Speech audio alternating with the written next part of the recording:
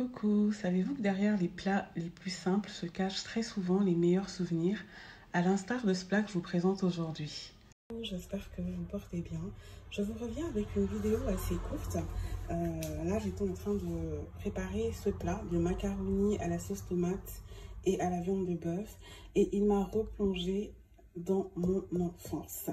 Alors, pour les personnes qui ne me connaissent pas, n'hésitez pas à flâner sur la chaîne et notamment à regarder le témoignage que j'ai publié là le mois dernier pour signer mon retour qui se fait vraiment petit à petit d'ailleurs et qui explique pourquoi j'étais absente des réseaux, enfin notamment de ma chaîne là depuis quelques temps parce qu'en réalité sur Instagram je suis très présente.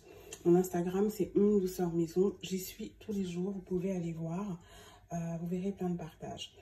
Pour en revenir donc au partage du jour, voilà, j'ai vraiment voulu faire ce partage avec vous. Pourquoi?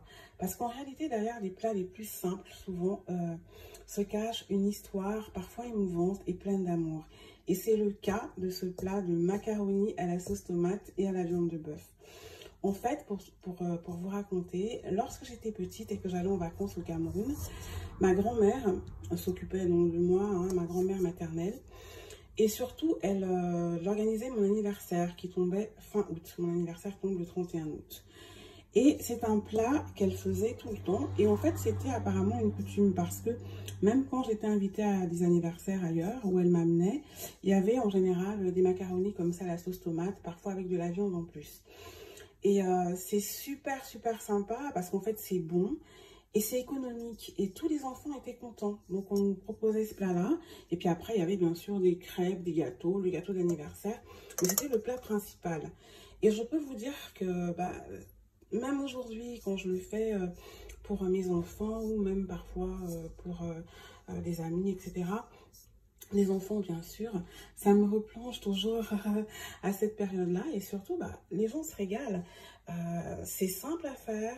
Il faut juste bien assaisonner, bien sûr, hein, sa sauce tomate, les oignons. Moi, je rajoute des petites carottes. Bref, une sauce tomate à la napolitaine, en fait. Hein, des épices, la viande, etc. La couper en tout petits morceaux, comme ça, parce que c'est intéressant. Et tout le monde est content. Et surtout, c'est économique. Et pour une famille nombreuse, moi je suis une maman de famille nombreuse, c'est économique. Donc vraiment, ce sont des plats comme ça, tout simples, mais remplis d'amour. Je voulais partager cela avec vous. Alors n'hésitez pas à aller sur mon site douceurmaison.com que je suis en train de réactualiser et où il y a énormément de recettes détaillées que je partage depuis plus d'une quinzaine d'années. On approche même les 20 ans, hein, donc n'hésitez pas à y aller. C'est un site qui a été renouvelé, etc. Donc parfois au niveau des dates, ça correspond pas, mais c'est des recettes parfois que je repartage, etc. Donc allez-y. Et surtout, je vous le redis, sur Instagram, je suis vraiment présente tout le temps.